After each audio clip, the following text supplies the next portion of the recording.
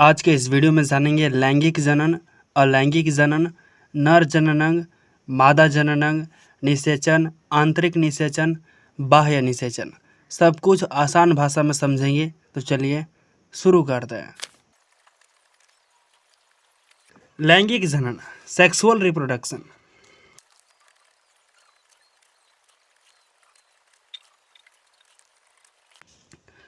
जिसमें नर तथा मादा युग्मक का संलयन होता है, लैंगिक जनन कहलाता है। कहने का मतलब यह है, नर का युग्मक होता है शुक्राणु और मादा का युग्मक होता है अंडाणु।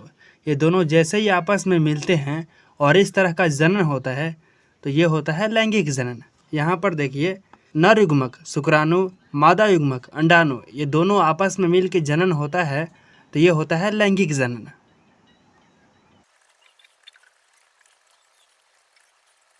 इसमें नर और मादा की अति आवश्यक होती है, मतलब पुरुष और महिला इसमें नहीं होंगे तो यहाँ जनन नहीं होगा।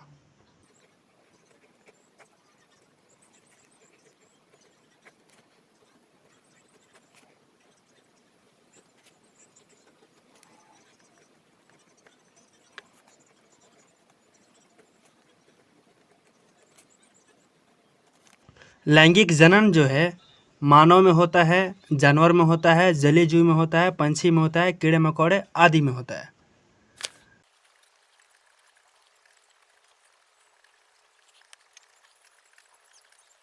अलैंगिक जनन, एसेक्सुअल रिप्रोडक्शन, जिसमें केवल एक ही जनक नए जीव को जन्म देती है, अलैंगिक जनन कहलाता है।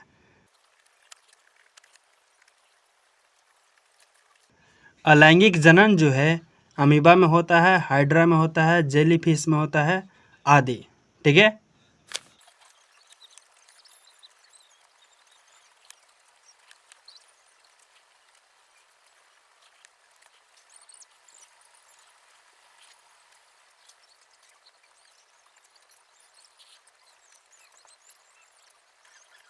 नर जनन अंग, नर जनन अंगों में एक जोड़ा वृषण होता है, दो शुक्राणु नलिका एवं एक सीसन, जिसे लिंग कहा जाता है, एक लिंग होता है।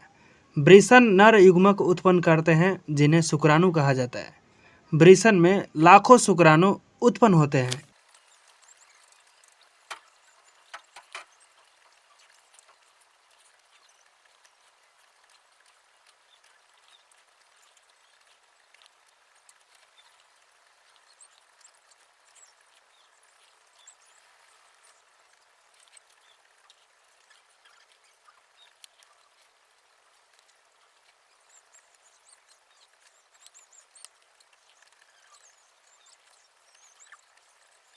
मादा जनन अंग, मादा जनन अंग में एक जोड़ी अंडाशय अंडवाहिनी होती है और एक गर्भाशय होती है।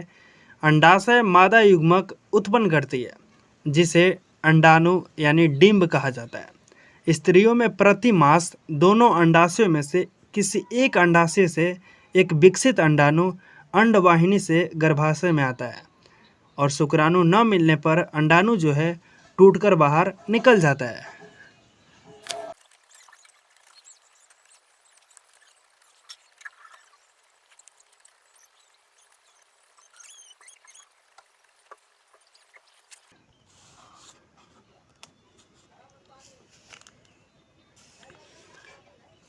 निषेचन, फर्टिलाइजेशन, जब नर का शुक्राणु और मादा का अंडाणु आपस में मिलते हैं तो निषेचन कहलाता है।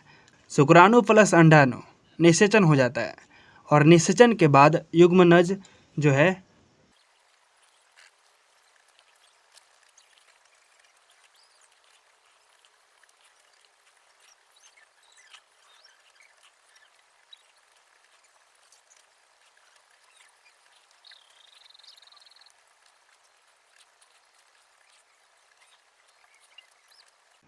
विकसित होकर के भ्रूण में बदल जाता है। गर्भाशय में भ्रूण का निरंतर विकास होता रहता है। धीरे धीरे विभिन्न शारीरिक अंग जैसे में हाथ, पैर, सिर, आंखें, कान इत्यादि विकसित हो जाता है। जब गर्भ का विकास पूरा हो जाता है तो माँ एक नवजात शिशु को जन्म देती है। आंतरिक निषेचन, इंटरनल फर्टिलाइजेशन, वह निषेचन जो मादा के शरीर के अंदर होता है। आंतरिक निषेचन कहलाता है। और आंतरिक निषेचन जो है मनुष्य, गाय, भैंस, कुत्ते यानी जानवर, पंछी आदि में होता है।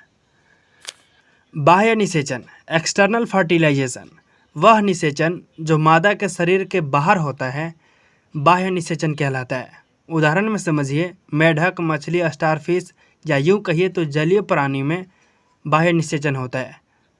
मुझे आशा है कि जो कुछ भी बताया हूँ आसानी से समझ आ गई होगी। तो चलिए फिर मिलते हैं एक और नए दिन नए टॉपिक के साथ। तब तक के लिए जय हिंद, वंदे मातरम।